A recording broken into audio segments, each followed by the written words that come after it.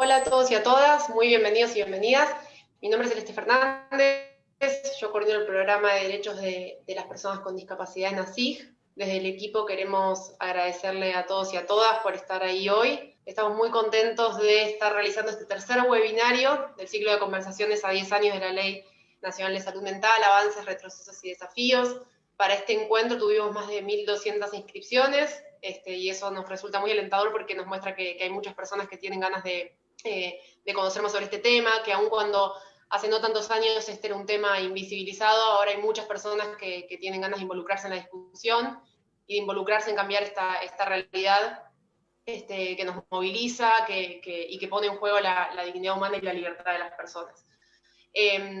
Para quienes no estuvieron en las conversaciones anteriores, les cuento un poco de qué va la iniciativa. La idea de este ciclo es reflexionar en este especial salud mental que pasó, que hace un tiempo ya veníamos suponiendo que iba a pasar, que no se cerraban los manicomios, reflexionar sobre cómo está nuestro país en este momento, cómo está nuestro sistema sanitario y por qué formarlo potencial.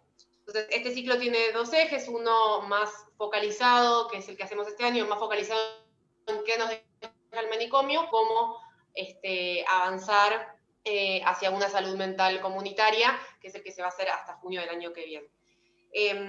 Para este ciclo nuestra idea fue convocar a personas de diferentes sectores porque sentimos que es importante que este cambio se construya colectivamente y que cada uno aporte lo que tiene para aportar en este camino. Entonces, hay representantes de organizaciones de derechos humanos, de organizaciones de personas usuarias, de la academia, del Estado. Una cosa más operativa, recibimos como algunas consultas por el tema del certificado. Les comentamos que este certificado se va a entregar al finalizar cada uno de los, digamos, se va a entregar al final del ciclo, en junio del año que viene, pero para obtener el certificado no hace falta acreditar asistencia en las conversaciones ni nada, pero sí realizar 2 ejercicios que se envían en diciembre de este año y en junio, al final de cada uno de los ejes. Pero para esto es muy importante que estén inscriptos e inscritas porque digamos, es por mail que les va a llegar el ejercicio y después el certificado. Así que, bueno, cualquier duda igual sobre este tema o sobre cualquier otro, los pueden escribir a institucional@cis.org.ar. Hechas estas aclaraciones, pasamos al tema de hoy, que es la manicomialización de las mujeres y la niñez. La idea es conversar desde una mirada interseccional y pensar cómo el sistema manicomial, cómo la lógica del encierro, cómo las visiones sobre la locura impactan en estos dos grupos específicos. Les cuento que este webinario cuenta con interpretación en lengua de señas argentina a cargo de Pablo Baldrich, Mariana Ortiz y Juan Daniel López Macho, que es un excelente equipo de intérpretes que nos ayuda a accesibilizar estas conversaciones. Les pedimos que por favor hagan sus preguntas en el chat del video de Facebook y al final de las ponencias las respondemos. Si quieren dirigir la pregunta a alguna de las ponentes en particular, les pedimos que lo aclaren. Paso entonces a presentar a nuestras ponentes, que no solamente son grandes expertas en el tema, sino que también son grandes activistas por el derecho a la salud mental, así que para SIG es un verdadero honor tener a las dos acá hoy. Macarena Sabin Paz es psicóloga, tiene un posgrado de género en la Facultad de Derecho de la UBA, dirigido por Diana Mafía, y es doctoranda en salud mental comunitaria por la UNLA, en el doctorado que es dirigido por Alejandra Barcala. Su tesis fue sobre los derechos sexuales y reproductivos y no reproductivos y el derecho a la maternidad de las mujeres alojadas en el Hospital Alejandro Korn, desde una perspectiva de género. Desde 2010 dirige el equipo de salud mental del CELS y previamente se desempeñó como directora de desarrollo institucional en la misma organización.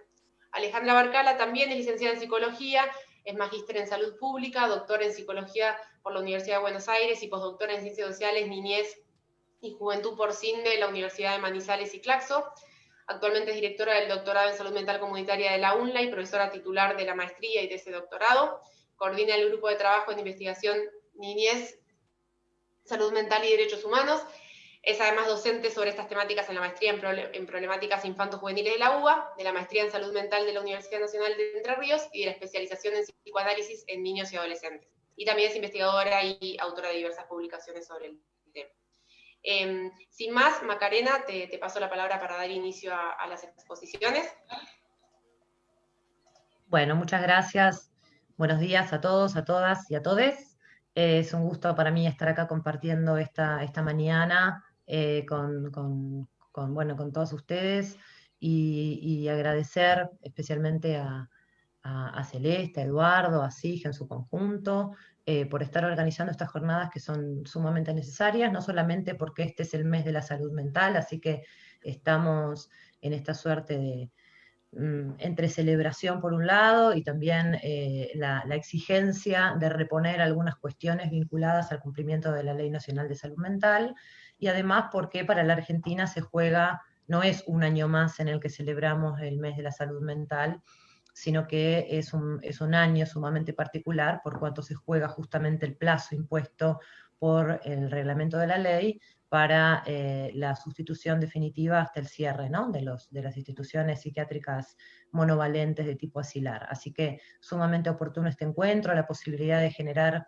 estas reflexiones y que contribuyan desde estos espacios intersectoriales y convocados por la sociedad civil en este arduo camino que todavía tenemos por delante, para lograr, ¿no?, la plena y la efectiva implementación de la ley, que no es más que el respeto a los derechos de las personas con sufrimiento mental, ¿no? Porque cuando de pronto todo el tiempo enunciamos la plena implementación, el pleno cumplimiento, pareciera que estamos haciendo una enunciación normativa de cuestiones que nos son lejanas, cuando en realidad de lo que se trata es de la dignidad de las personas, de que estas personas que han estado históricamente abandonadas, segregadas, estigmatizadas detrás de los muros, esos gigantescos, reales y simbólicos del manicomio, finalmente, bueno, puedan vivir en la comunidad, en pie de igualdad con las demás personas, con los apoyos necesarios para poder tener una vida que se ajuste lo más posible a los deseos, ¿no?, a la posibilidad de conducir la vida de la manera en la que cada uno quiera, con los riesgos, como dice la Convención, esta que es este gran foco, ¿no?, esta gran luz que nos va marcando un poco el camino, de acuerdo a los deseos, y asumiendo que la vida tiene muchos riesgos y que el Estado, las instituciones del Estado, las instituciones civiles y políticas, el campo sanitario, el campo judicial, tiene que de alguna manera abandonar finalmente, ¿no?, esta idea del proteccionismo, ¿no?, de en pos del otro, en pos de resolver por el otro, asumiendo además, ¿no?, como en esta falsa idea, que no es más que una ficción, que uno puede evitar, ¿no?, los riesgos que la vida conlleva hacia otra persona. Así que bueno, estoy muy contenta de poder estar acá y agradecida también.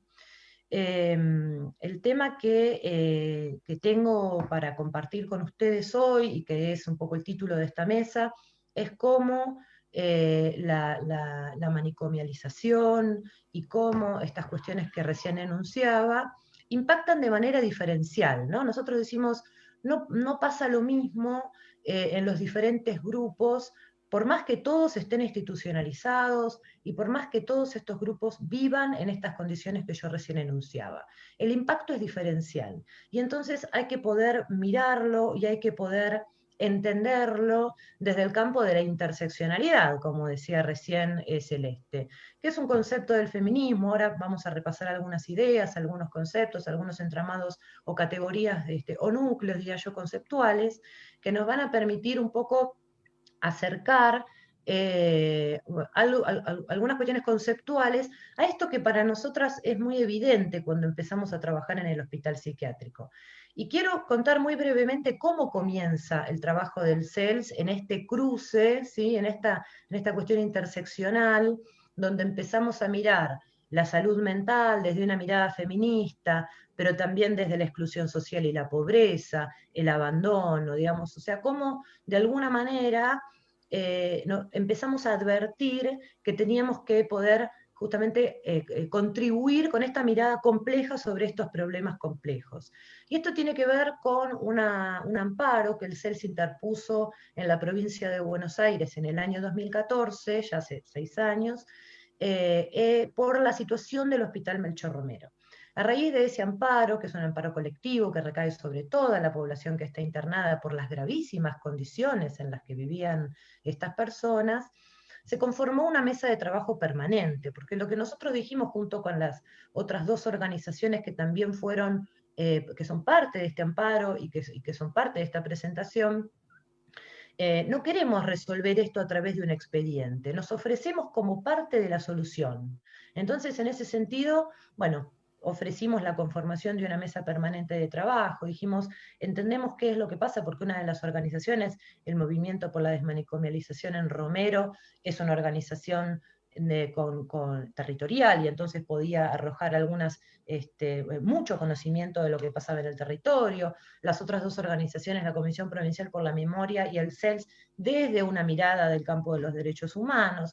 Y es así como nos ofrecemos como parte de ese amparo, nos ofrecemos como parte de las organizaciones que tienen que pensar cómo resolver esta situación. Y a partir de eso, y con tantos años de trabajo, imagínense que íbamos actualmente cada 15 días, pero en algunos momentos estas mesas fueron semanales, empezamos a advertir algunas formas particulares de vulneraciones a los derechos humanos que las mujeres sufrían por su condición de género.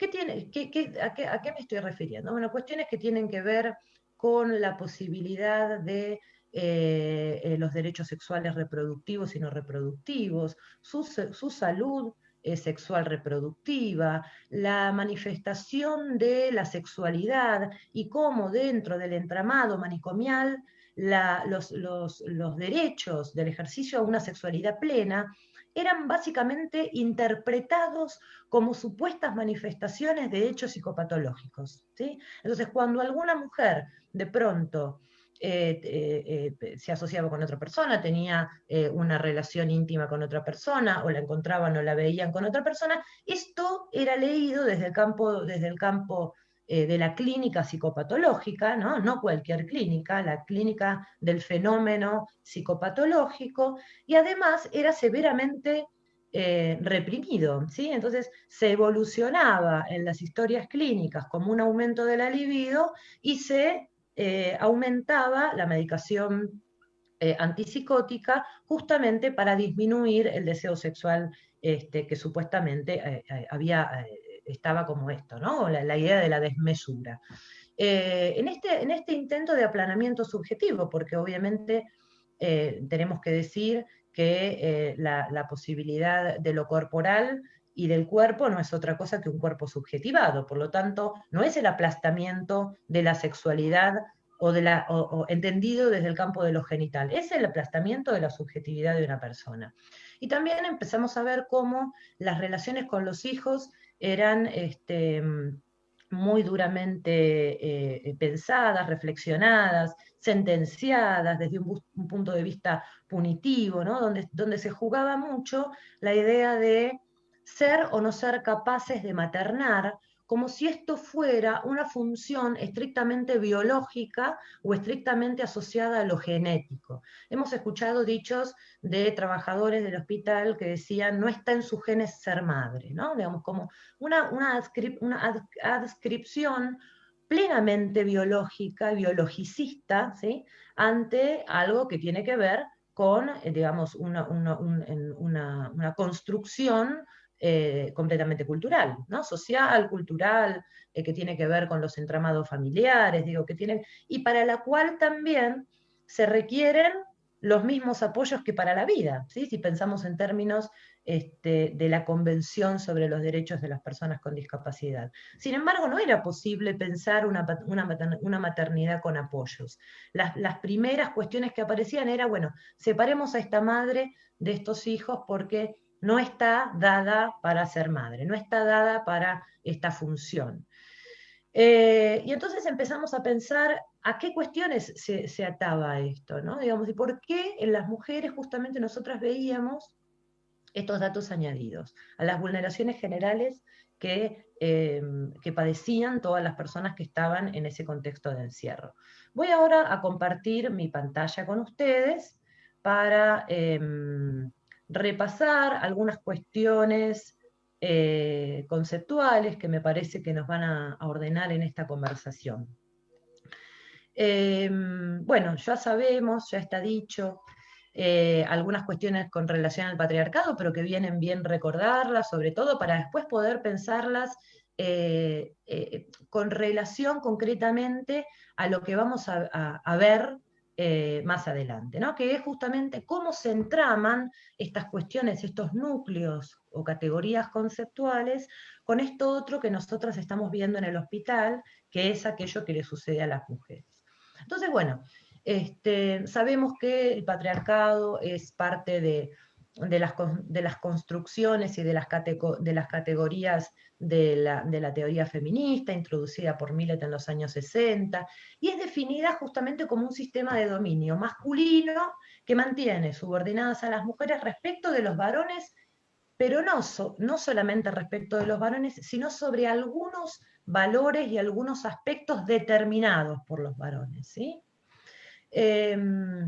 Una construcción histórica, universal, adaptativa. Es universal, pero que a su vez en cada sociedad, en cada grupo, en cada comunidad, se va a producir o se va a reproducir de una manera particular, ¿sí? De acuerdo justamente a las cuestiones valoradas por los varones de esa sociedad o de esa comunidad. Entonces la afectación tiene que ver más con eso, ¿no? Digamos, con una suerte de subordinación sobre cuestiones valoradas por esa comunidad. Y también sabemos que es estructural y estructurante de las relaciones, ¿sí? Porque hay justamente esto, ¿no? Lo que se señala como una cuestión de dominio. Y en esta cuestión de dominio claramente hay una cuestión de opresión, ¿sí? Una cuestión de opresión de, un sistema, de las mujeres en un sistema de clases o de castas definido por los varones, que se reproduce, como decía yo al comienzo, por las instituciones civiles y políticas, por los campos de la salud, por los ámbitos sanitarios, por los ámbitos de la justicia y también por los ámbitos sociales, ¿sí? Por los ámbitos laborales, por los ámbitos sociales, de interacción social. Y entonces decimos que sobre esos entramados, ¿sí? Sobre esas tramas que se van generando, se asientan, se construyen, se instalan ciertas normatividades asociadas al género. ¿Qué quiere decir esto? Hay algunas cuestiones que van a ser esperables, ¿sí? Que van a ser norma, que van a ser marca, que van a ser ley, ¿sí? Eso.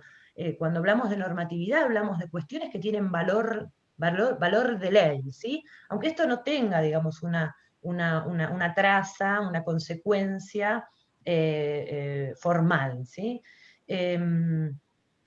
Y bueno, y justamente el problema de lo que señala algo del orden de la norma es que todo lo que se aparta de esa norma cae del lado o de lo ilegal o de lo patológico y de lo indeseable, ¿sí? Entonces, sobre esos entramados es donde se construyen, donde se asientan estas normatividades de género que van a señalar de alguna manera también qué es lo esperable para el comportamiento de una mujer. Y entonces, bueno, hay muchas autoras que hablan de esto y dicen la mujer callada, sumisa, de pocas palabras, casta, afecta a las labores de la familia, ¿no? Afecta a sostener justamente los valores que tienen que ver con el campo de lo familiar y de lo privado.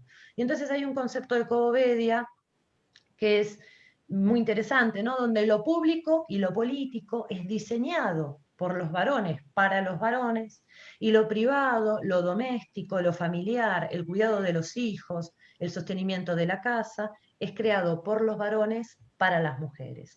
Estas son las normatividades, esto es donde se van a ir instalando justamente estos esperables, y esto que yo recién nombraba del lado de la norma, ¿no?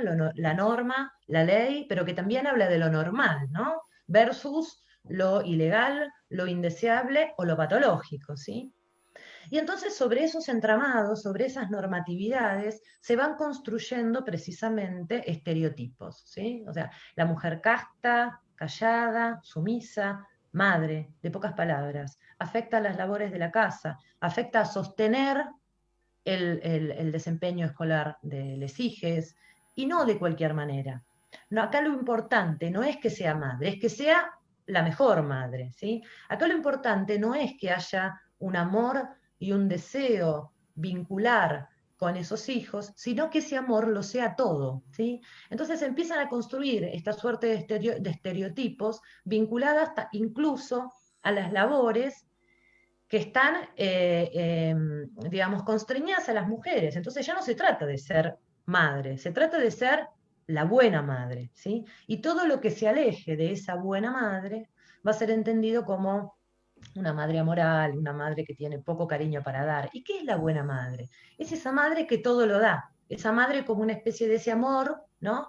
Todopoderoso que no está mediado por otros deseos de otras cuestiones, ¿sí? Como puede ser un trabajo, el desarrollo de una profesión, salir, disfrutar, tiempos de ocio, de esparcimiento, etcétera, etcétera. ¿No? Esta idea de no son todo para mí, ¿no? Esta idea de no son todo para mí es una idea que incluso ahora en nuestros tiempos, porque nosotros podemos pensar en los términos de la construcción del feminismo, de cómo, de los diferentes momentos, en las diferentes olas, podemos pensar en estos conceptos de los años 60 y que nos queden como alejados estos pensamientos o estas formulaciones conceptuales. Sin embargo, son cuestiones que están muy presentes, ¿no? Bueno, pero salió y no estaba con, ¿no? Esta idea de no ser, de que esos hijos no sean todo para esa madre, ¿no? Cuando desde otros campos más vinculados al psicoanálisis podemos también suponer que eso es, en el mejor de los casos, lo mejor que le puede pasar a esos hijos. Pero además esto, ¿no? La cuestión del sentimiento moral, ¿no? La cuestión de esta idea de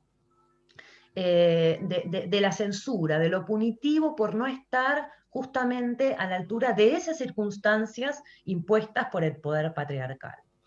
Ahí Federici dice de un texto del año 2010, muy conocido, muy famoso, que habla, ¿no?, de la que justamente la construcción del estereotipo lo que hizo fue esclavizar a las mujeres a la procreación, por la plena o por la pura capacidad de gestación de sus cuerpos, digamos, ¿no? Sin justamente poder indagar acerca del deseo de esa mujer con relación a eso, sino que por el solo hecho de tener una capacidad gestante, aparece esta esclavización de las mujeres a la procreación. Y es interesante el recorrido que hace la autora, porque justamente lo que nos va a hablar es de que, de que eh, justamente tiene que ver con un objetivo que tenía que ver con repoblar algunas ciudades, algunos lugares de Europa. Estamos hablando del siglo XVII, del siglo XVI, que a partir de las diferentes oleadas de la peste negra habían generado una deserción, una muerte, ¿no? Una tasa de mortalidad altísima. Ahora que estamos hablando de las pandemias, bueno, esa pandemia fue realmente muy grave, dejó algunas ciudades completamente vacías, ¿no? Y entonces, esta idea de que había un objetivo demográfico en mente y tenía que ver con repoblar justamente estas ciudades de Europa. Y entonces, ¿qué es lo que empieza a haber? Una gran persecución de las matronas y de las mujeres que ya en esa época conocían métodos tanto para interrumpir el embarazo como para generar formas de anticoncepción, ¿sí? Empieza a haber una gran persecución, una terrible persecución sobre estas mujeres y sobre las matronas, que eran las que en general acompañaban a las mujeres en sus procesos de embarazo y de parto y también en sus procesos de interrupción o en sus abortos. Eh, y ustedes fíjense que lo que aparece ahí es el nacimiento de la obstetricia en la figura del varón, ¿sí? En este mismo momento histórico es donde los varones ingresan a las salas de parto, ingresan a las salas de cirugía, como una especie de control justamente de este poder patriarcal sobre esos cuerpos que tenían que gestar, ¿sí? Que tenían que gestar por este objetivo demográfico de volver a poblar estas ciudades europeas. Y esto, bueno, acá hay algunos datos interesantes como esto, ¿no? Es donde ingresan los hombres por primera vez a la sala de partos del Hotel Dieu de París, y de esa manera es como se construye el nacimiento o el momento donde uno podría decir es el nacimiento de la obstetricia en manos de los varones. Y entonces estábamos pensando en estas normatividades del género, ¿no? Y en estos entramados, ¿y qué pasa cuando las mujeres nos apartamos de esas normas, cuando las mujeres nos corremos de esos esperables, ¿no?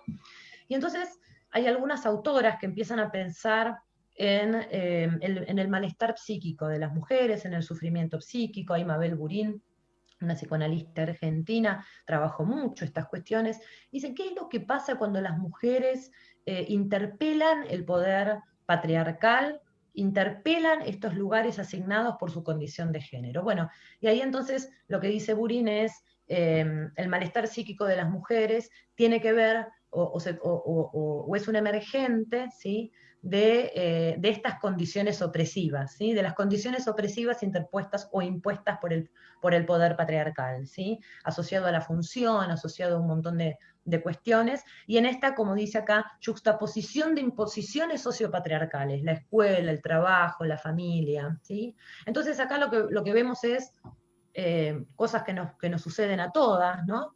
A todas las mujeres, esta idea de no estar llegando demasiado bien a ningún lado, ¿no? No estamos por completo en el trabajo, tampoco estamos por completo trabajando sobre la tesis, tampoco estamos por completo ocupándonos de los chicos, finalmente no llegamos a la reunión, finalmente todo es más o menos a medias, y el problema no es que sea así, el problema es que esto es a un costo y a un sufrimiento psíquico muy importante para las mujeres que se vivencia además en el cuerpo. Ahí hay algunos datos desde 2001, desde la OMS, ¿no? Digamos, con todo lo conservadora que puede ser la OMS, señala que desde 2001 el consumo de psicofármacos por parte de las mujeres ha ido en aumento y es además muy superior al de los varones, ¿sí? Entonces hay algunos datos que es interesante empezar a pensarlos de manera transversal.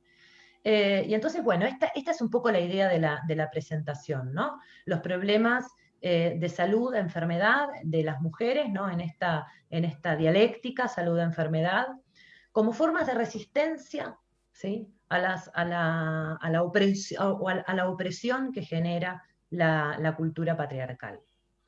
Hay un concepto muy interesante de Marcela Lagarde de los Ríos, que lo que dice justamente es que las mujeres enferman, ¿no? Las mujeres denominadas, o como yo prefiero nombrar, lo que es las mujeres que están dentro o debajo de la pauta denominada loca, ¿no?, que es una pauta, ¿no?, la locura,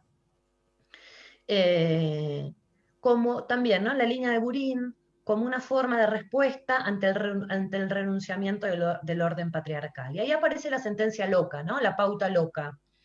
El sistema de salud, el sistema de justicia respondiendo con medidas de castigo. ¿Cuáles son estas medidas de castigo? Bueno, básicamente el encierro de sus cuerpos, ¿sí? Nosotros estamos acompañando el caso de una joven que con 22 años fue ligada, sus trompas fueron ligadas sin consentimiento por tener una sentencia de incapacidad.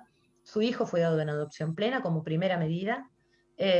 Incluso pudiendo demostrar que ella había establecido y tenía interés y voluntad y deseos de continuar la relación con su hijo, y ella fue llevada al Hospital Melchor Romero, donde vive hasta el día de hoy, con 21, 22 años. Por lo tanto, ustedes fíjense, ¿no? Digamos, o sea, lejos de poder pensar cuáles son los apoyos para esta joven, para que pueda maternar, digamos, en condiciones de igualdad, sabemos perfectamente que no podemos pensar en términos de internación por diagnóstico, sin embargo es importante decir que el diagnóstico de esta joven es de retraso mental, ¿sí?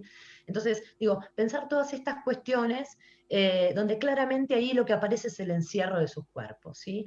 La dominación de los cuerpos, que no es un concepto para nada novedoso, ¿no?, desde Goffman en adelante, pero justamente pensado ahora desde otro lugar, pensado como la respuesta a una renuncia del orden patriarcal, ¿sí? Esto es un poco la propuesta de Marcela Lagarde.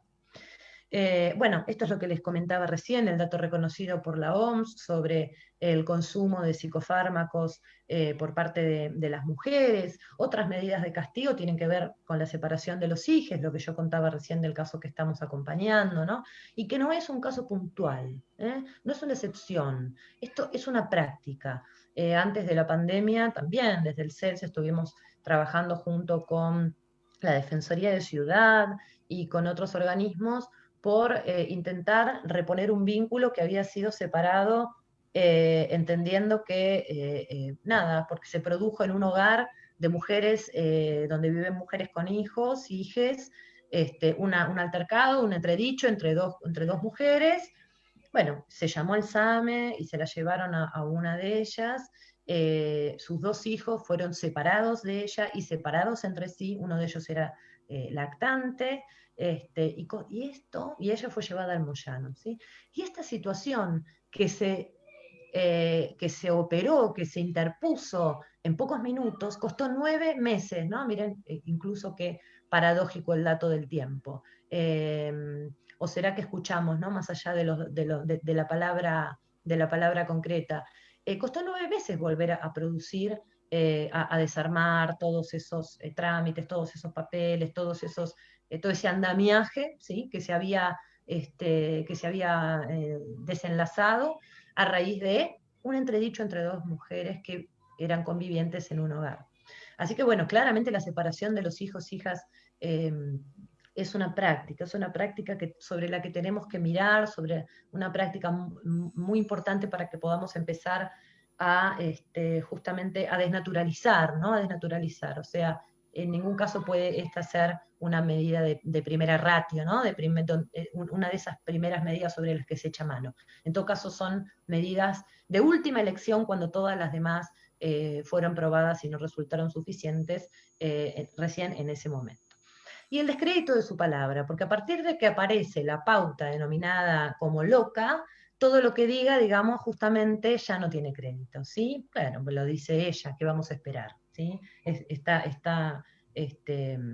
está delirando, no sabe lo que piensa, si todas me dicen lo mismo, ¿no? Estos dichos que uno escucha todo el tiempo en el ámbito del hospital psiquiátrico. Bueno, todas dicen que las trajeron engañadas, todas dicen que, ¿no? Esta idea de masificar lo subjetivo y donde el valor de la palabra que se promulga desde el lugar, desde un posicionamiento desde la mujer, es justamente separada, segregada, ¿sí? Digamos, o sea, esto es lo que no tiene más lugar, ¿sí? Lo que va a empezar a tener lugar es lo que pase en el cuerpo, todo lo que tenga que ver con los datos objetivos y los datos que se puedan objetivar, ¿sí? Todo lo que caiga del lado del dato subjetivo, el valor de la palabra y demás, va a caer en un campo de alguna manera poco creíble, ¿sí? Básicamente poco creíble.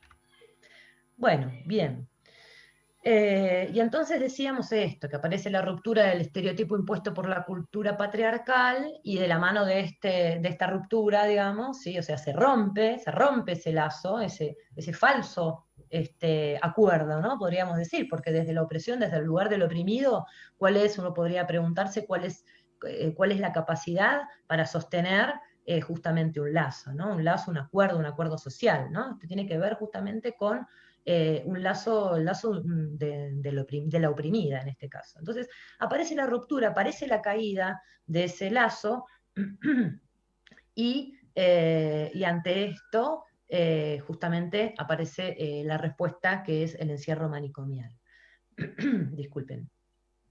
Y ahí nosotras lo que proponemos es justamente algo que ha trabajado el feminismo interseccional, que han trabajado muchas autoras, que es poder pensar estos encierros de las mujeres desde un análisis interseccional, ¿sí? Hoy no podríamos pensar el encierro de las mujeres si no pensamos justamente en la pauta patriarcado, ¿sí? En todos estos imperativos que tienen que ver con estas normatividades asignadas al género, con todas estas tareas que no se hicieron. Siempre lo digo, pero me parece que es tan elocuente que nunca me quiero quedar con las ganas de compartirlo, lo que encontramos en una historia clínica como motivo de internación. Y el motivo de internación que encontramos en el caso de una señora que estuvo 70 años internada en el Hospital Melchor Romero, era que primero había abandonado las labores de la casa, luego había abandonado las labores vinculadas al cuidado de los hijos y finalmente había abandonado las labores vinculadas al cuidado del marido, ¿sí? Estos tres niveles eran el motivo de internación en un hospital psiquiátrico de una mujer que habitó en ese lugar durante 70 años y que murió encerrada en un hospital psiquiátrico. Así que ustedes fíjense hasta dónde, ¿sí?, opera esta idea del imperativo y de la norma y del ser esto, ¿no? La buena mujer, ocupada de la familia, de los hijos, del marido, etcétera, etcétera. Y cuando esto no ocurre, ¿no? Bueno, la respuesta es el encierro manicomial. El término interseccional tiene un origen que viene de dos mujeres.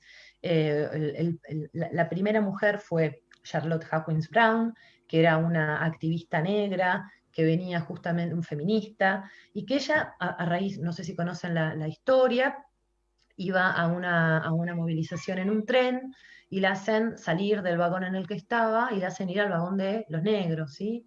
Eh, pero resulta que cuando estaba en el vagón de los negros eran varones negros, ¿no? Entonces, esta idea de ella es la primera que dice, ninguna mujer se dio cuenta, ninguna mujer pudo responder ante mí, ninguna mujer pudo defenderme, pero tampoco los negros. Entonces ahí se dio cuenta cómo operaba esta doble discriminación, ¿no? Por el hecho de ser mujer y por el hecho de ser negra. Entonces ahí es donde dice, los problemas de las mujeres negras no son los problemas de las mujeres blancas, de clase media, profesionales, urbanas, de las ciudades, etcétera, etcétera. A nosotras nos pasan otras cosas, ¿sí? Y ahí es donde aparece la primera idea de lo interseccional. Es un concepto que después retoma Kimberly Crenshaw, una otra activista también feminista, ya en los años 80, y donde lo que viene a decir es esto, ¿no? Es que, a constituirse, y a construirse, y a conformarse, lo que tiene que ver con el feminismo interseccional, ¿sí? Dice, a estos grupos de mujeres que nos pasan otras cosas, no podemos simplemente analizarlos y reflexionar sobre eso desde el lugar de la mujer blanca, de clase media, urbana, profesional, etcétera, etcétera. Entonces, proponen justamente sumar cuestiones de raza, de religión, de etnia, de clase social, ¿sí? Y un poco la propuesta es esta misma, es que podamos pensar los problemas de las mujeres que están hoy encerradas en los asilos psiquiátricos argentinos desde una mirada interseccional, que necesariamente vincule el poder patriarcal, ¿sí? El poder patriarcal asignado a justamente definiendo esta opresión de las mujeres, definiendo este lugar de lo normal y lo patológico, ¿sí? A punto tal de poder encerrarnos, pero también desde la categoría de la exclusión social y la pobreza, y también desde la constitución o la construcción de esta pauta llamada locura, que si la pensamos a la luz de los derechos de las personas con discapacidad, tendríamos que pensar en apoyos, en la vida en la comunidad, en una asistencia en dispositivos comunitarios, etcétera, etcétera, en cualquier otro dispositivo menos en el encierro. Así que esta es nuestra propuesta, esto es lo que yo quería compartir con ustedes, esto es lo que estamos trabajando desde el equipo de salud mental del CELS, poder pensar estos encierros desde esta mirada.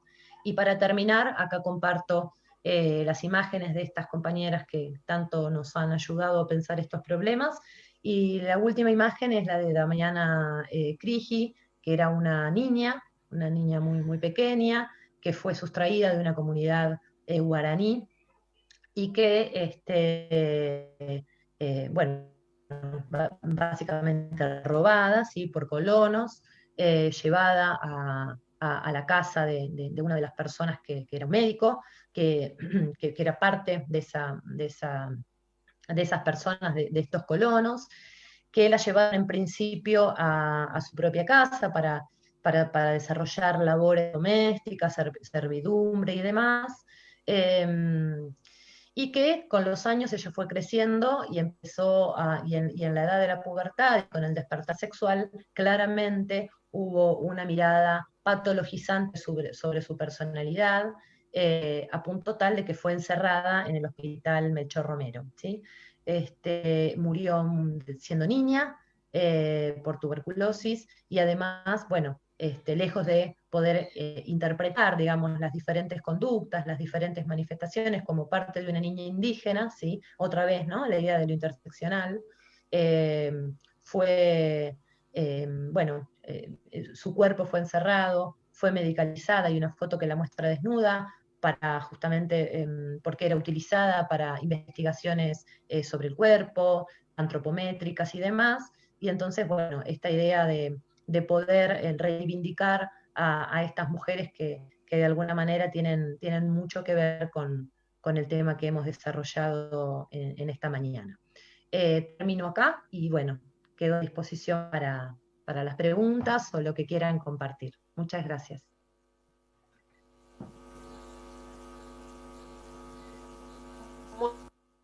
Bueno, Macarena, mil gracias, la verdad que fue muy visión, nos deja con un montón de ideas, ¿no? Pensaba en esto de cómo en el manicomio se condensa la yuxtaposición de opresiones, ¿no? Por pobreza, por locura, cómo esas categorías se van cruzando para crear una situación de mucha opresión. También pensaba esto que mencionabas de cómo se patologizan los comportamientos, cómo se busca adaptar los cuerpos, digamos, a un contexto privativo de libertad a través de la violencia, los psicofármacos, los tratos inhumanos, justamente con el objetivo de llegar a este modelo de mujer que se adapta al entorno manicomial, ¿no? Y cómo eso después se proyecta digamos, en la vida diaria de las mujeres que viven en los psiquiátricos, de diferentes formas, digo, la ausencia de controles ginecológicos, de dispositivos de educación sexual integral, la falta de información sobre derechos sexuales y reproductivos, todo lo cual termina dejándolas aún más expuestas a la violencia, al abuso, a prácticas como el aborto, la esterilización y la anticoncepción forzada. Entonces creo que esta mirada interseccional que nos diste, la verdad que es súper interesante para empezar a pensar cómo deconstruimos esto, cómo deconstruimos esta juxtaposición de opresiones que condensa el manicomio. Así que muchas gracias y ahora le voy a pasar la palabra a Alejandra Barcala para que ya aborde la cuestión de la niñez psiquiatrizada.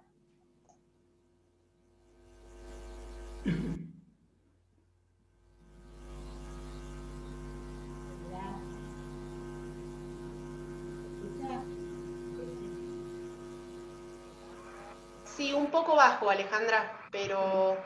Perfecto. Hola, ¿qué tal? A todas y todos, todes. Bueno, quería agradecerles en primer lugar la invitación a este encuentro. Para mí es un placer. Así que gracias Eduardo, Celeste, el equipo de ASIG.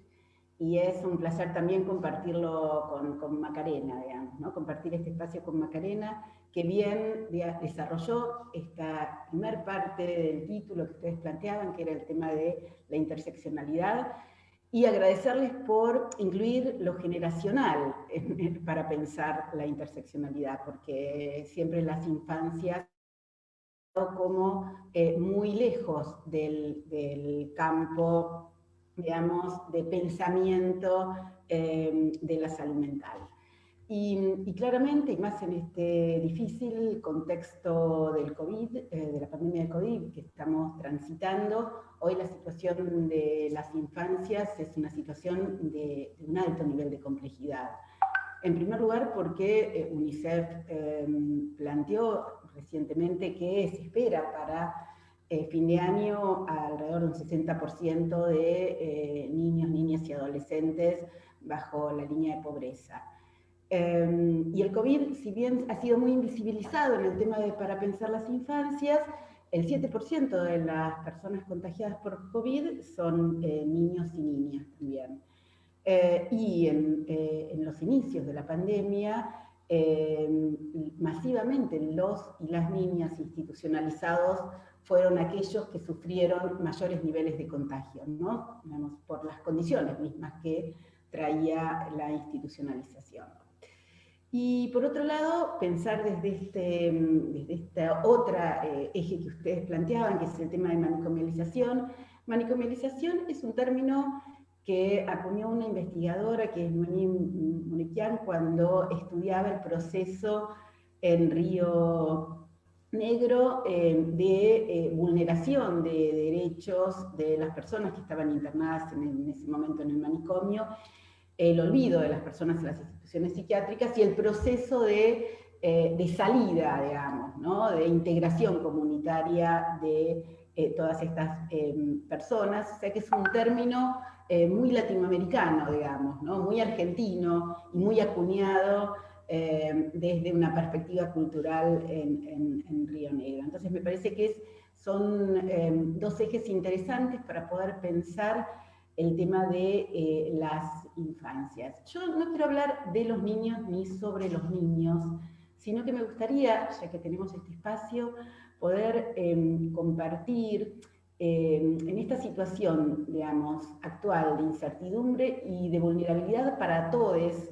nosotros, cuál es el papel que jugamos los actores del campo de la salud mental en relación a la internación psiquiátrica de los niños, ¿no? Porque me parece que la pandemia, además de, como todos ya venimos trabajando, de visibilizar las desigualdades y visibilizar la profundización de estas desigualdades, nos invita un tiempo para poder sí reflexionar respecto a lo que está pasando, ¿no? Toda nuestra vida cotidiana se trastocaron, como podría plantearlo desde Agnes Keller, el tiempo, el espacio, el cuerpo, los afectos de todas y todos nosotros, y en ese sentido, un eje para pensar la mayor nivel de vulneración que hoy sufren las niñas en términos de derechos, claramente son las y las infancias institucionalizadas. Y me parece, y por eso estaba tan contenta de participar en este espacio, porque es pensarlo desde el marco, desde el enfoque de los derechos humanos, porque fueron las narrativas de los derechos humanos que en nuestro país provocaron la potencia de actores o agentes que influyeron en el devenir social, ¿no? De actores que asumieron la lucha por una sociedad de manicomios, ¿no? Y por prácticas inclusivas. Lamentablemente no fue desde los servicios de salud que se instalaron, digamos, estas problemáticas, sino que fue, digamos, desde los movimientos de derechos humanos que colocaron en el Estado, o que colocaron al Estado en el centro de las demandas y reclamos por la garantía de los derechos básicos. Y en ese sentido, me parece que si hay algo, digamos, si hoy la Ley Nacional de Salud Mental, y ya en los 90 la Convención Internacional de los Derechos de niño, niña y adolescente marcaban un cambio en las formas de representar la relación del Estado con la sociedad civil, hoy, como decía Macarena, estamos en el 2020 y estamos en un momento donde la institucionalización psiquiátrica de niños viene aumentando cada vez más, ¿no? Y este es un proceso que claramente es realmente serio, ¿no? Y que lo que empezamos a notar, que esto que constituyó en un acontecimiento, que fue la Ley Nacional de Salud Mental, digamos, y que es soporte de la construcción de nuevas subjetividades, de nuevas formas de entender a las infancias, no se está concretando, sino por el contrario, se están profundizando estas desigualdades, ¿no? El término de discrecionalidad sobre los cuerpos, los tiempos y las afectividades de aquellas infancias, porque además no son de todos y todas las niñas y los niños, sino son de aquellas infancias cuyos derechos se encuentran más vulnerados, ¿no? Comentaba Macarena, bueno, claramente, ¿no? La matriz patriarcal y colonial y capitalista que, digamos, tiene efectos importantes en todas y todos nosotros, sobre los niños se articulan con un modelo adultocéntrico que tiene el Estado, que tenemos desde los actores, desde los servicios de salud, para intervenir sobre las infancias. Y ahí sí, y ya muchos autores han trabajado cómo se empiezan a generar procesos de medicalización sobre las niñas, ¿no? O sea, hoy contamos con algunos, por suerte, ¿no? A partir de la ley hay dos organismos de derechos humanos que a mí me parecen muy importantes, que son la Unidad de Letrados y el órgano de revisión, pero particularmente la Unidad de Letrados, que tiene una, digamos, presencia permanente en el marco de las instituciones psiquiátricas, nos ha permitido, por lo menos en la ciudad de Buenos Aires, en la niñez, dimensionar que 1.200 niños, niñas y adolescentes, digamos, son internados por año por razones de salud mental, ¿no? Y que además hay una alta rotación de estas niñas y estos niños en, digamos, esta circulación. Entonces, si bien, digamos, esto visibiliza el modo en el que el saber y el poder psiquiátrico, psicológico, contribuye fuertemente a la estigmatización de estas infancias, a pensar una alteridad en las infancias, ¿no? Aparece esta alteridad entre aquellas infancias que parecerían las infancias que esperamos y todas aquellas otras infancias que se encuentran en situación de sufrimiento psíquico muy importante y que en el marco de esa situación de sufrimiento psíquico muy importante son entendidas por las instituciones escolares, por las instituciones de salud, por las instituciones muchas veces vinculadas a garantizar los derechos en términos psicopatológicos, ¿no? En términos de etiquetamientos abarcativos, descriptores de su identidad.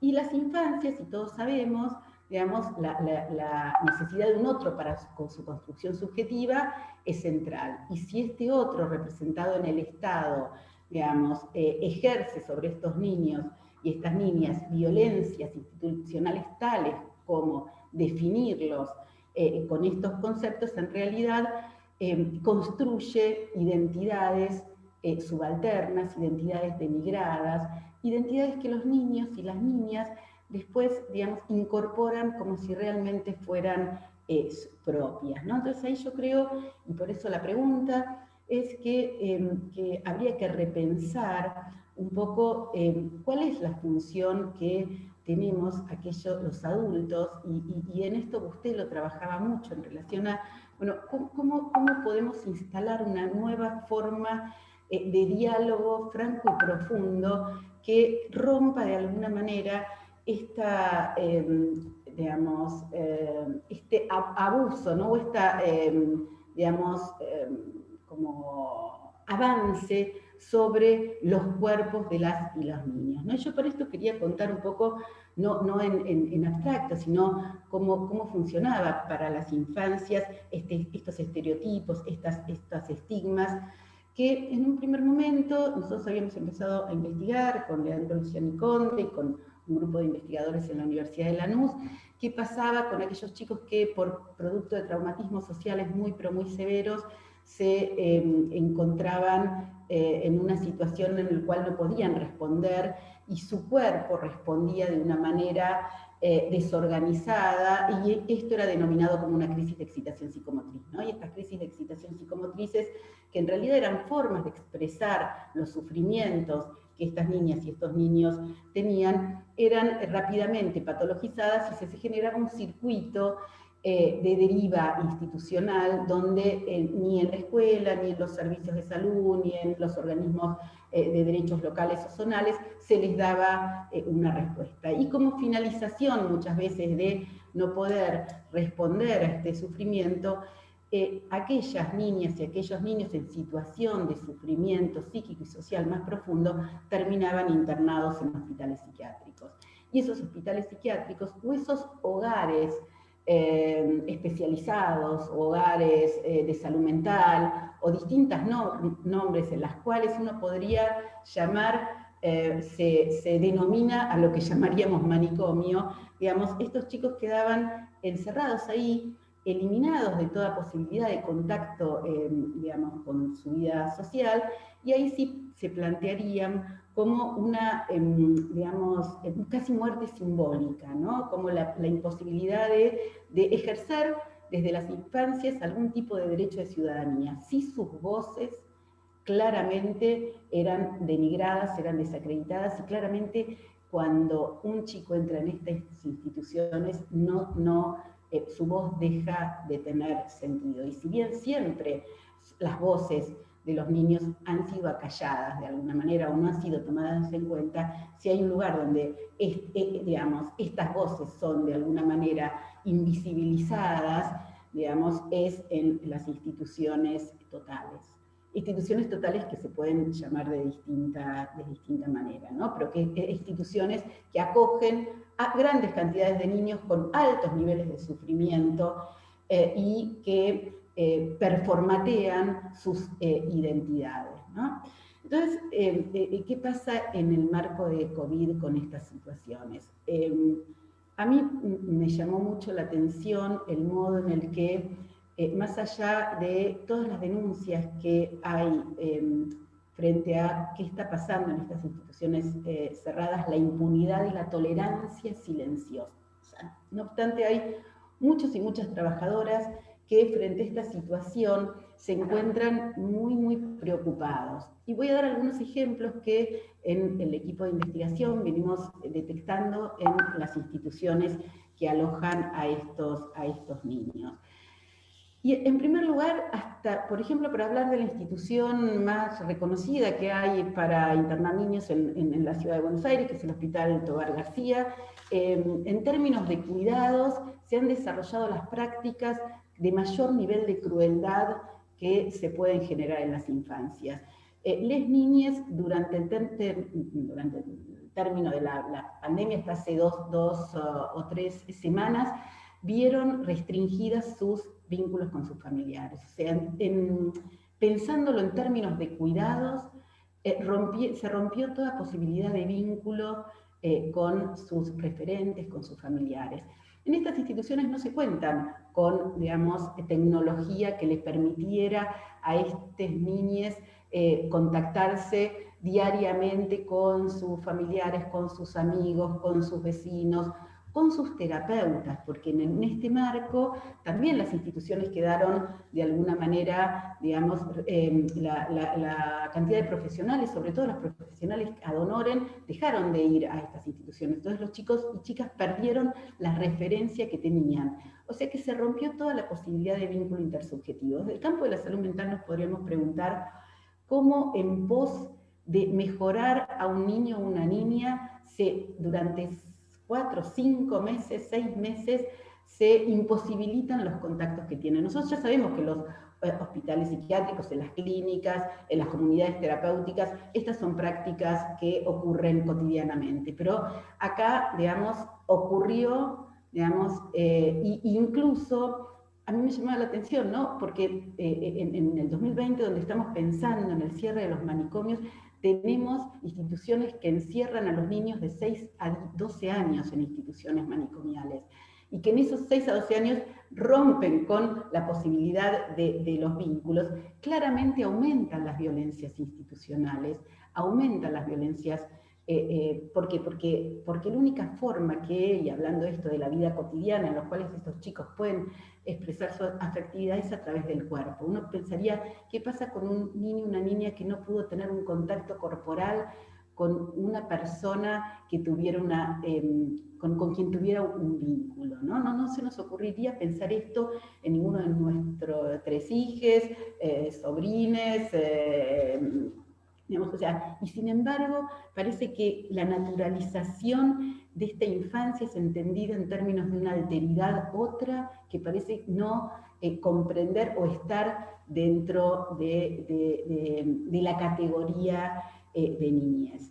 Y esto hace que estos y estas niñas tengan ciudadanías de muy baja intensidad y que sufran violencias, digamos, claramente extremas, para no hablar de otras cosas que encontramos que tenían que ver con sujeciones físicas, en el encierro, ya no se lo llaman salas de aislamiento, pero ya las pueden llamar peceras, ¿no? Donde los chicos pueden estar solos, en la imposibilidad de muchos chicos y chicas. Hay muchos chicos y chicas internados que vienen de situaciones de privación de cuidados parentales. Y vuelven a instalarse, digamos, en un espacio manicomial en donde después se les obstruye su posibilidad para volver a algún otro espacio. Y nadie trabaja ninguna posibilidad de revinculación familiar o revinculación social respecto a esto.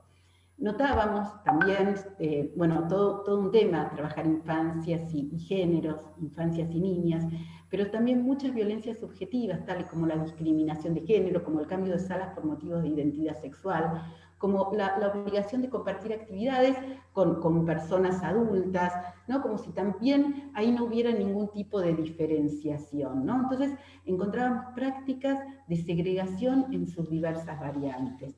Esto hace que nos tengamos que preguntar, más allá de qué les pasa a las niñas, que en este contexto claramente imagino que el sufrimiento debía ser más intenso aún, que además no contaban, imagínense, con adultos que les ayudaran a simbolizar y metabolizar la información de lo que está pasando, que cuando podía entrar a una sala, algún profesional tenía que hacerlo con todas esas medidas de seguridad que también instalaban una diferencia. Y después estas instituciones se alarmaban o se horrorizaban cuando los chicos trataban de dormir juntos o se abrazaban o se tocaban como formas corporales de sentir la presencia de un otro para quien ser significativo. Porque finalmente lo que nos constituye es la posibilidad de tener a alguien para quien ser significativo, ¿no? Alguien que pueda cuidarnos.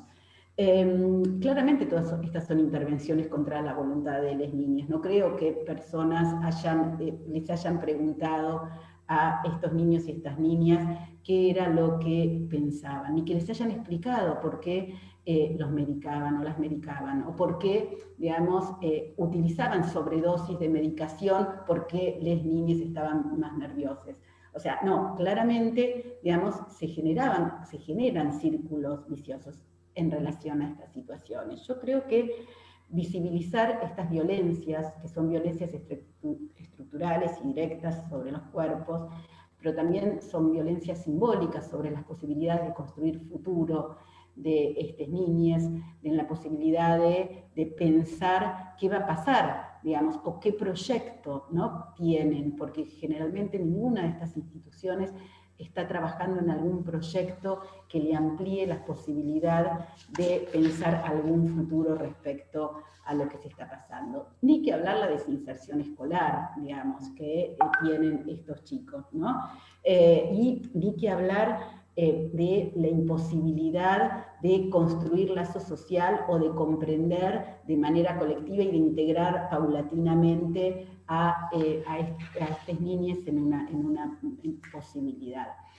También lo que notamos, y voy cerrando con un poco esto, es que el desconocimiento que hay en relación a los derechos que tienen que tener los niños y las niñas, ¿no?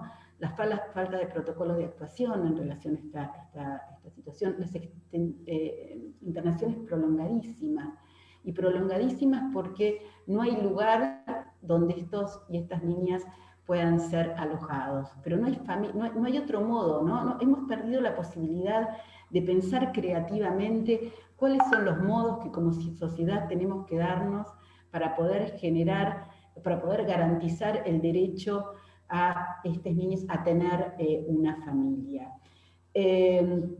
También hay una situación particular que es un poco, digamos, no solo la reinternación. Sí, 5 minutos. Me mandaste súper random. Bueno, ya tengo la precisión. Primero que... Bueno, para cerrar, un poco la pregunta es ¿qué cambios tenemos que hacer hoy para pensar cómo modificamos estructuralmente esta situación? Yo creo que estamos hoy en un momento que quizás pueda ser una posibilidad, que es el momento de la pandemia, que nos instaló en una perspectiva de una crisis de todos los dispositivos de salud mental. Hoy todos los dispositivos de salud mental están trabajando de manera distinta a las que estaban trabajando antes, y creo que esto nos da la posibilidad de empezar a pensar los procesos de cuidado de otra manera, como quizás lo pensaba Emerson Meri, que es un sanitarista digamos, brasilero, que pensaba el reconocimiento en la producción subjetiva de cuidados, ¿no? De cómo pensar, de construir de manera singular un modo que nos ayude a resistir, a pensar creativamente de vuelta a las prácticas y a resistir a la burocratización y a la repetición de estas prácticas, ¿no? A construir redes rizomáticas, flujos de intensidad, a recuperar nuestros deseos, nuestra capacidad de afectarnos, y nuestra capacidad, y esto lo hablaba Bustelo, ¿no? Decía, no vamos a poder generar ningún cambio si no nos indignamos. Y también lo dice Boaventura de Sousa, ¿no? Que necesitamos la indignación para que desde las luchas y perspectivas de los derechos humanos podamos construir una sociedad más justa e igualitaria. Y ahí las infancias tienen que ser el punto de partida de un otro comienzo. Y yo creo que las infancias tienen que ser las habilitantes de un proceso emancipatorio. Y creo que nuestra función en esto es de construir estas matrices y acompañar a estas infancias a poder construir un nuevo futuro. Bueno, aquí termino.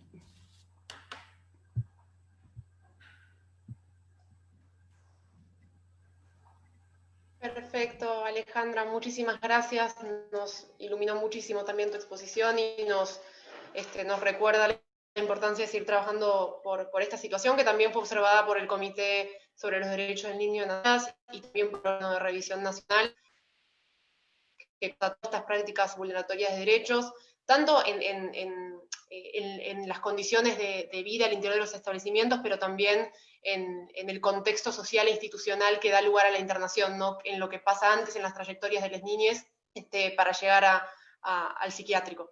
Y cuando uno, digamos, me llamó la atención y coincido con lo que decís, la tolerancia silenciosa, ¿no? Porque cuando uno lee, digamos, esos informes y ve que en los psiquiátricos hay condiciones de vida terribles, falta de espacios de intimidad, agresiones físicas y psicológicas, abuso sexual, sujeciones mecánicas, mala alimentación, falta de calefacción, etc. Uno dice, bueno, ¿cómo se puede pensar que esto puede dar salud, no? O sea, ¿cómo puede todavía estar tan naturalizado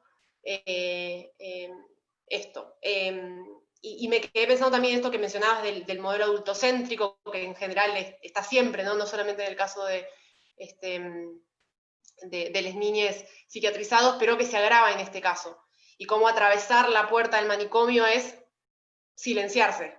Y silenciarse para siempre, porque también sabemos que existen circuitos de transinstitucionalización, que las niñas que están en los psiquiátricos de niñas luego pasan a psiquiátricos de personas adultas, y también porque se entiende que esos, y esto también es otra práctica discriminatoria, se entiende que esos diagnósticos son definitivos y categóricos, ¿no?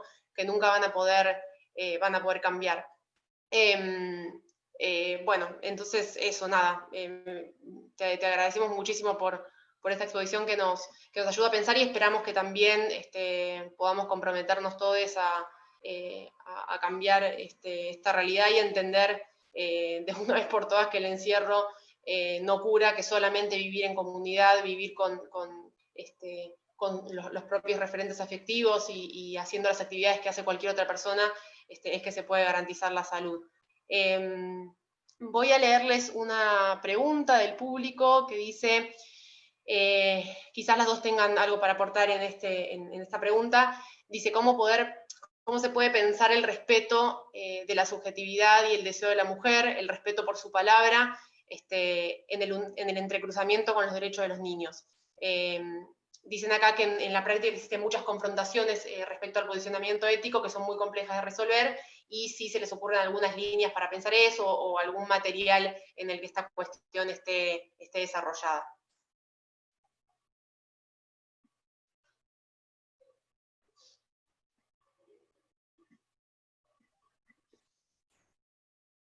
No sé ahí, Arena o Alejandra, si alguno quiere agregar algo. Ale, no sé si vos querés responder. A mí lo que en general nos permite, que es una guía, ¿no? Y que nos permite mucho, digamos, pensar estas cuestiones, es básicamente pensarlo en una lógica de armonización del derecho, ¿no? Porque justamente el derecho, los derechos humanos lo que vienen a proponer o a pensar es en una interpretación armónica, ¿no? De las leyes y de los estándares.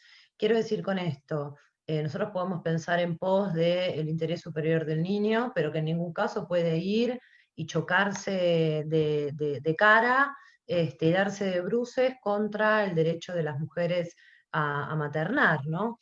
Recuerdo algunos desarrollos teóricos que comparaban, ¿no? De alguna manera la Convención sobre los Derechos del Niño con la Convención sobre los Derechos de las Personas con Discapacidad, cuando a mí me tocó hacer el doctorado que dirige Alejandra, Y en este análisis comparativo de esos dos desarrollos, que no fueron exactamente contemporáneos, pero que de alguna manera apuntan a esta pregunta, bueno, yo muchas veces me llevé a preguntar, ¿no? Digamos, ¿cómo sabemos cuál es el interés superior del niño, digamos, ¿no? Entonces, esto seguramente, Ale, vas a poder explicarlo, digamos, desde algunos otros lugares, desde algunas otras perspectivas, pero desde la lógica del organismo de derechos humanos que represento, esa es una invitación, ¿no? A poder pensarlo de manera armónica, de manera articulada, y cuando uno se pregunta, bueno, ¿cuál es? ¿No? Digamos, no hay algo que sea un interés superior del niño, sino que esto hay que poder leerlo de manera transversal, digamos, no solamente a la Convención sobre los Derechos del Niño, sino también a estas otras herramientas de protección de los derechos humanos, porque la verdad que el derecho en definitiva es eso, ¿no? Es intentar una lectura y una interpretación armónica. Aportando lo que decía Macarena y lo que presentaba Macarena, ¿no?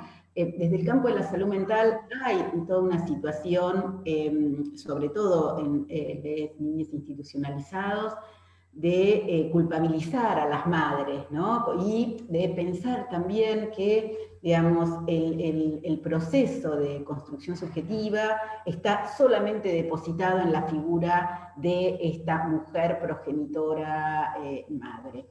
Que claramente es importante. A mí me parece que parte del modo en el cual la sociedad capitalista ha llevado a pensar las formas de constitución subjetiva, de producción, porque claramente ha sido también una propuesta de subjetividad parcial, nosotros pensamos siempre en términos individuales, no lo pensamos en términos sociales. Y no pensamos que muchas veces y en la responsabilidad también del Estado para pensar estas problemáticas. Entonces, muchas veces una mujer que ha tenido su hijo, su hija, no está en ese momento en las condiciones para poder sostenerlo sola. Y eso lo único que implica es que requiere de una serie de apoyos sociales que le ayuden a poder hacerlo, digamos, o sea, y no que hagan por lo general esta cuestión, ¿no? Se lo quiten y se den en adopción o se los internen en instituciones psiquiátricas, muchas veces se los internan para cuidado de sus madres también. Entonces ahí me parece que la función materna es una función que es una función compleja, que es una función necesaria para cualquier niña, que requiere que pensemos en términos de lógicas de cuidado el tema de género, pero que también lo pensemos en términos de colectivos, ¿no? Hay como una, que yo no la recuerdo bien, pero como una especie de anécdota donde se plantea, o frase donde se plantea que para cuidar un niño se necesita un pueblo, ¿no? O sea, se necesita una madre, se necesita un entramado, ¿no? O lo que significa ser madre, ¿no? Que tiene que ver con la posibilidad de esto que hablábamos, de que para un niño, digamos, represente algo importante para alguna persona. Yo dudo mucho en una institución total, de las instituciones donde cambian cada 9 horas los profesionales, donde, digamos, los chicos no tienen ningún referente para el cual que se preocupe por si hizo las tareas, por si lo acompañó el día que fue a la bandera, o quiere que sea maestra cuando sea grande.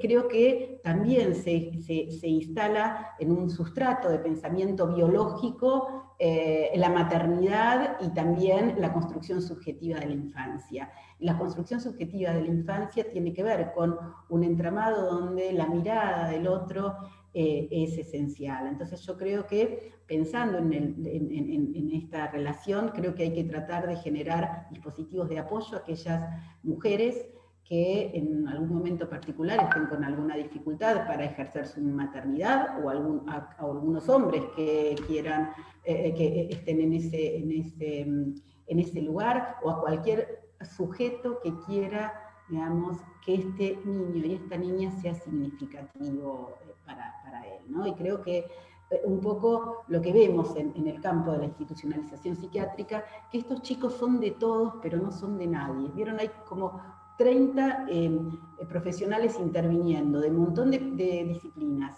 Claramente el problema es un problema complejo y hay que tener una perspectiva interdisciplinaria, pero también es un problema simple, es pensar cómo podemos incluir a este niño en un espacio social en la cual pueda construir acompañado su subjetividad.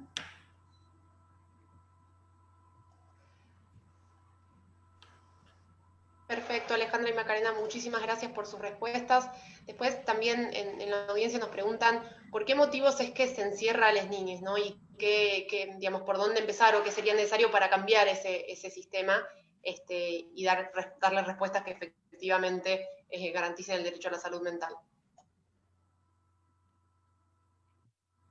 Bueno, a ver, claramente para que se genere esta forma que yo llamaría una forma de biopolítica, de entender a las infancias, una forma de, digamos, intervenir sobre los cuerpos de las infancias, no solo interviene el hospital psiquiátrico. Por eso yo decía, tenemos que hacernos una pregunta y me parece muy buena pregunta, ¿no? ¿Por qué encerramos a los niños? Porque, digamos, creo que es una pregunta central para hacernos, ¿no? Porque sabemos que estos y estas chicas ya circularon por distintas instituciones de la niñez y sin embargo no fueron alojadas y alojados en ninguna de estas instituciones. Entonces, cuando el aparato psíquico de estos chicos que pasan reiterados traumatismos uno a través de otro, donde ya dejan de confiar en los adultos porque ya claramente, digamos, no encuentran esta situación, sus manifestaciones empiezan a ser manifestaciones de crisis, manifestaciones de angustias extremas, manifestaciones que rápidamente, en vez de ser entendidas como situaciones de sufrimiento extremo, productos muchas veces por situaciones sociales muy intensas, porque lo que notamos es eso, que muchas de las internaciones tienen que ver con situaciones sociales que han impactado en la subjetividad de las niñas. Estos niños generan un circuito donde lo más fácil y lo más rápido es darle un diagnóstico. Y lo más desresponsabilizante para todos nosotros es decir, bueno, tiene ese diagnóstico, este es un problema que tiene este niño, este no es un problema que tenemos nosotros. O sea, por eso los chicos no tienen como las mujeres la posibilidad de constituir un colectivo de lucha y hablar por sí mismas, digamos. O las personas locas que tienen sus propios colectivos y hablan por sí mismas. Y de hecho cuestionan que hablemos profesionales porque tienen su voz propia, hablan por sí mismas. Con las infancias, ahí tenemos un problema, digamos.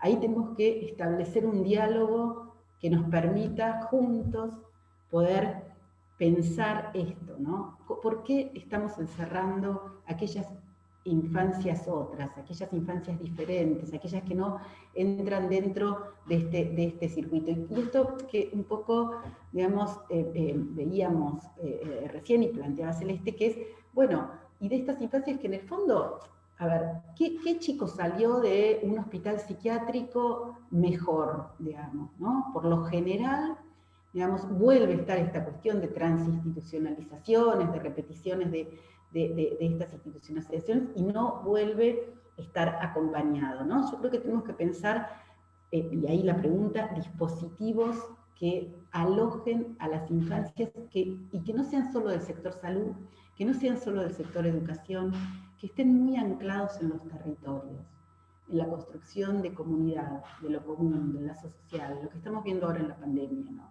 Como las personas son las personas en los territorios que muchas veces están acompañando ahí, digamos, a aquellos donde el Estado no llega, ¿no? Entonces, sin quitar la responsabilidad del Estado para llegar, no responsabilizar a las familias, sino acompañar a ver cómo podemos generar otras formas que no sea el encierro. Por lo pronto tiene que no existir más los hospitales psiquiátricos de niños, o sea, porque mientras que estén, esto lo dice Emiliano Galende, están siempre como retaguardia manicomial, entonces siempre va a haber un lugar donde lo complejo, porque además, hablando como profesional de la salud, a todos la complejidad nos cuestiona nuestras propias identidades.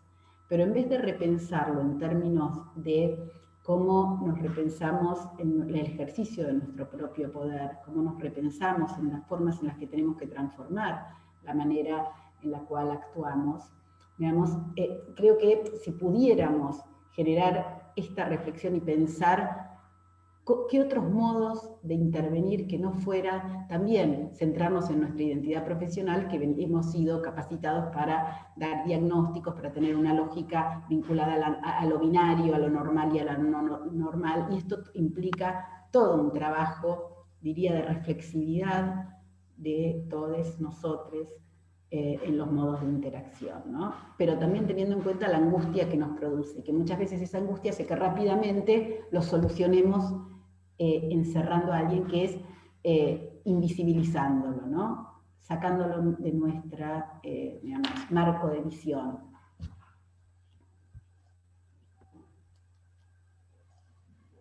Exacto, Alejandra, muchísimas gracias. Voy con una para Macarena, ya para ir cerrando, porque estamos medio pasados de tiempo. Pregunta a Macarena si continuaron de algún modo las mesas en el Melchor Romero durante la pandemia y si tienen información sobre la situación de las mujeres internadas en este contexto. Es decir, si hubo agravamientos en las vulneraciones de derechos de este grupo en particular por el COVID. Bueno, nosotros estuvimos siguiendo, sí, la situación del hospital en la pandemia, como comentaba, la mesa permanente de trabajo se sostuvo de manera quincenal y de manera virtual, como se imponía, digamos, por la situación. Y sí, estuvimos haciendo, digamos, un seguimiento de la situación. En el medio también se pudo retomar el trabajo de la Comisión de Derechos Sexuales y Reproductivos y Sexualidades Libres de Violencia. Así que estuvimos acompañando y mirando lo que estaba pasando. No puedo decir que se produjeron situaciones de mayor vulneraciones en el grupo, ¿no? Digamos, dentro de las mujeres, de las que ya tenemos caracterizadas y podemos situar, como lo hice al comienzo en la conversación. No hubo nada en la situación de pandemia por COVID que agravara la situación de las mujeres en particular por una situación de pandemia. Seguramente que todas estas situaciones que estuvimos caracterizando, digamos, se siguieron produciendo de la misma manera e incluso más, digamos, ¿no? Esto que decía antes Alejandra, de que las niñas habían quedado sin posibilidad de contacto, sin posibilidad de sostener comunicaciones con su entorno y sus referentes afectivos. Lo mismo pasó en las instituciones psiquiátricas con las mujeres, ¿no? Y con las personas adultas. Hubo algunos casos, hubo algunos brotes en algunas salas, hubo un brote en una sala de mujeres, pero digamos, de alguna manera la situación se pudo ir acompañando, digamos, para evitar que el impacto haya sido, bueno, tan grave como se imaginó, ¿no? En un comienzo.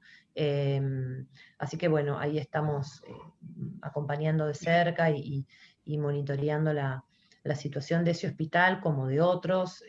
También acá en la ciudad de Buenos Aires el CELS interpuso un amparo por los 4 hospitales, primero por las condiciones de ausencia de equipos de protección personal y ausencia de una serie de cuestiones que hacían a la prevención de este virus, y que después esa presentación, ese amparo nos permitió ir exponiendo, ¿no? Otras situaciones como la de la comunicación, como la del cobro de pensiones, como problematizar las derivaciones de personas usuarias de hospitales generales a los hospitales monovalentes con el propósito de la liberación de camas, algo que nosotros somos muy críticos y hemos visto, digamos, como una situación que de alguna manera vulnera, ¿no?, el corazón de la Ley Nacional de Salud Mental, internar a una persona sin criterio de internación.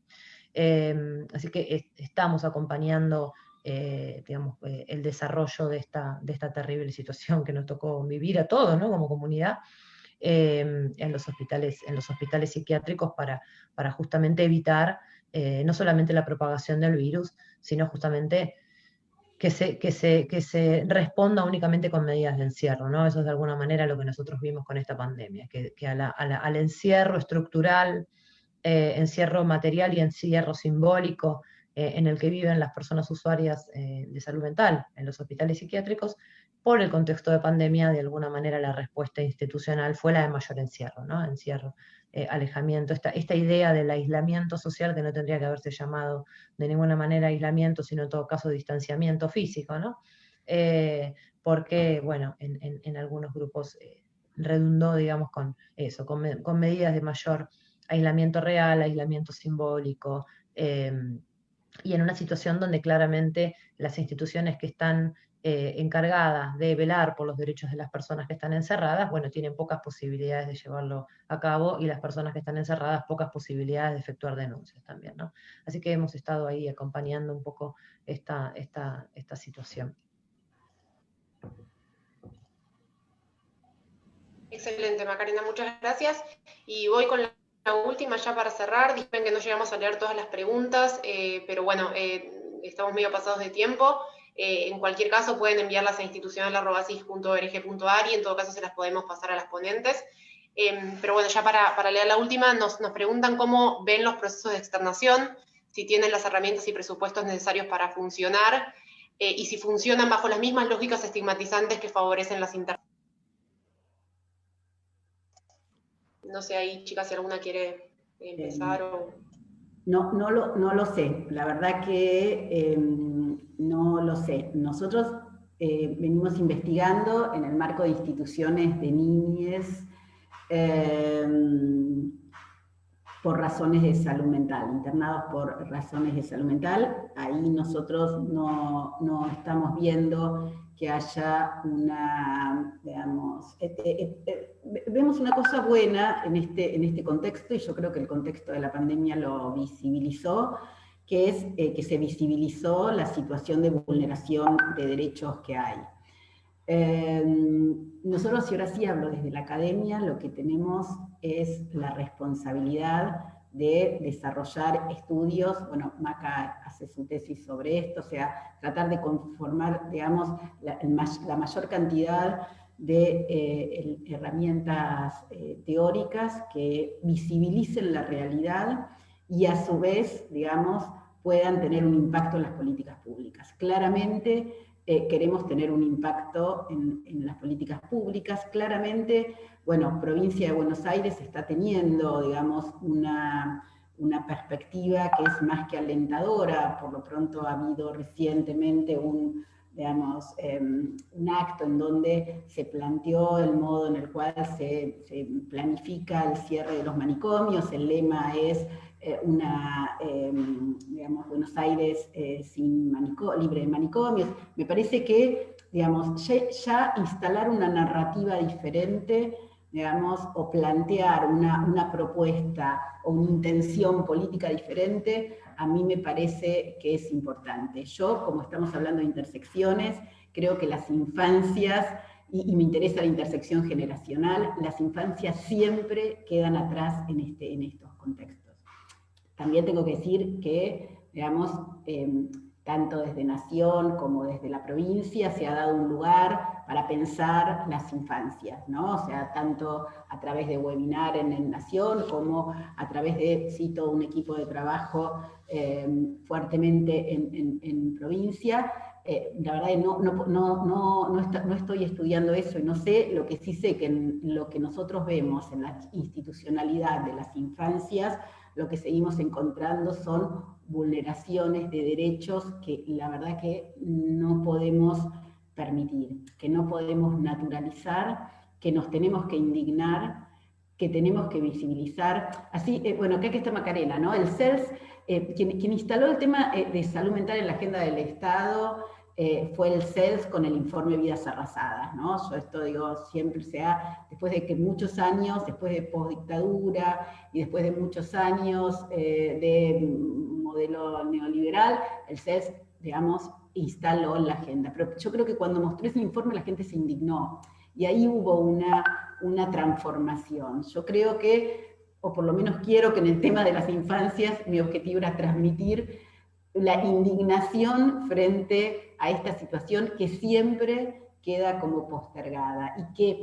no es cualquier cosa, porque como yo hoy vea a un niño, como yo hoy trate a un niño, como yo construya subjetivamente un niño, es la posibilidad de pensar un futuro. Y en serio yo creo que para pensar, porque lo que estamos encontrando en las investigaciones es que la dimensión ética de les niñas es increíble. Todavía no ha sido atravesados por estas matrices individualistas, coloniales. Todavía el adultocentrismo no ha logrado destruir, digamos, y el colonialismo identidades. Bueno, construyamos también un modo diferente para el abordaje de las infancias. Sí, agregaría dos menciones muy breves. La primera tiene que ver con que la situación, de acuerdo a como nosotros la vamos siguiendo y acompañando desde el CELS, no es homogénea, un poco en respuesta a la pregunta. La situación es bien distinta. Alejandra destacaba la situación de la actitud de la político-institucional de la provincia de Buenos Aires, cosa que nosotros también vemos. Han habido ya algunas demostraciones concretas de esto en el Hospital Cabred, algunas en el Hospital Esteves, empiezan a configurarse también algunas muestras en el Hospital Romero. Digo, hay sin duda algunas determinaciones, ¿no?, político-institucionales que son en principio muy promisorias.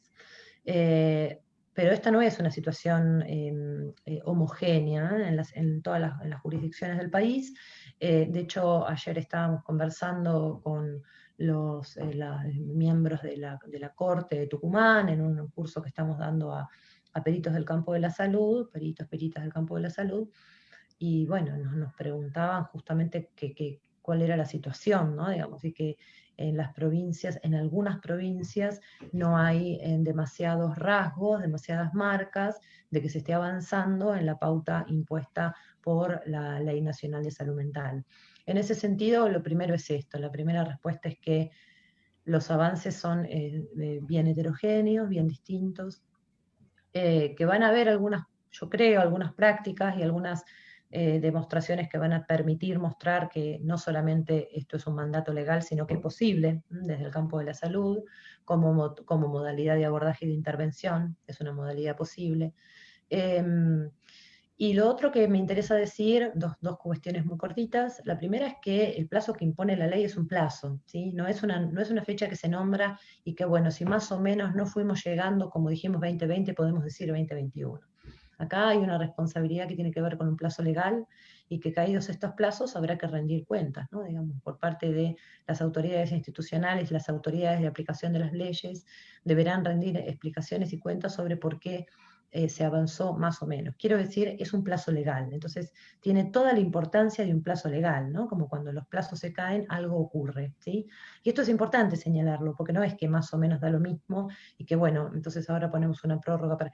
Esto también reconociendo que son procesos complejos, pero que sin duda 2020 tiene que ser un año que permita activar algunos procesos de reforma. No digo terminarlos, no digo completarlos, pero mínimamente activar algunos procesos de reforma y generar el camino para la transformación definitiva.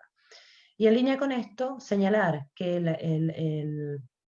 el contexto de la pandemia por COVID-19 no hace más que favorecer las condiciones para que esto sea posible, ¿sí? O sea, lejos de imposibilitarlo o de señalar que, bueno, ahora estamos atendiendo otra urgencia sanitaria, o que lejos de esto, este es un campo propio, este es un momento propicio, es un momento histórico, social, político, ideal para justamente llevar adelante esta transformación. Por un lado, porque es la deuda histórica, es una deuda que ya tiene una fecha, pero tiene una historia previa a la fecha, ¿sí? Porque antes de la Ley Nacional de Salud Mental, la situación de los psiquiátricos ya era la que es, ¿no? Entonces no solamente tiene una fecha 2010, sino que tiene una historia de cicatrización como modalidad de atención en la Argentina, pero que entonces ahí es donde se construye esta deuda histórica, ¿sí? Y esto tiene que ver con la posibilidad de empezar a revertir, ¿sí? No compensatoriamente, pero revertir lo que tiene que ver con las obligaciones estatales para el respeto de los derechos de las personas con sufrimiento mental. Entonces, por un lado está esa deuda y esa obligación estatal que la Argentina además contrajo de manera internacional. Pero por otro lado hay otra deuda que tiene que ver con sacar a estas personas de esa situación de riesgo extremo en la que podrían estar, ¿sí? Adultos y niñas. ¿Por qué? Porque son personas en las que naturalmente la situación de la institucionalización, la situación de esto, que lo que yo decía antes, ¿no? De responder con políticas de encierro a una situación que ya era gravemente centrada en el encierro. Además, conlleva otros riesgos que tiene que ver con, en el caso de los adultos y también algunas niñas, situaciones de prevalencias o comorbilidades o enfermedades preexistentes. Y esas enfermedades preexistentes no tienen nada que ver con el sufrimiento mental, tienen que ver con las condiciones de vida de haber estado viviendo en esas instituciones. Entonces sabemos que es población con infección, con recurrentes infecciones respiratorias, con enfermedad pulmonar, por consumo, por tabaquismo, personas que tienen enfermedad diabetes o enfermedad coronaria, digo, todas enfermedades y prevalencias que tienen que ver con haber vivido en ese mismo contexto manicomial, ¿sí? Por lo tanto, ahí hay una doble responsabilidad, porque son personas que están en esa situación de riesgo por las propias condiciones en las que el Estado sostuvo a esta población. Y después, para terminar, también que sepan que los organismos de protección de derechos humanos del mundo, ¿sí? Del campo internacional, tanto los que están vinculados a la OEA, a la Comisión Interamericana, como los que tienen que ver con las Naciones Unidas, han manifestado muy enfáticamente la necesidad de desarrollar procesos de desinstitucionalización de emergencia para las personas con sufrimiento mental en el contexto del COVID-19. Y justamente lo que señala es eso, esta es una situación privilegiada para avanzar en esa deuda histórica. Así que bueno, estarían dadas, digamos, todas las condiciones, tanto político-institucionales como de plazo legal, como de indicaciones y recomendaciones del derecho internacional. Digo, es ahora, ¿sí? Es ahora, y entonces ojalá que esta situación que nos tocó atravesar, bueno, nos deje como el saldo favorable de haber iniciado un proceso de transformación definitivo, ¿no? Definitivo que tenga por delante a este grupo y en particular a los grupos doblemente vulnerados como son los niños y las mujeres.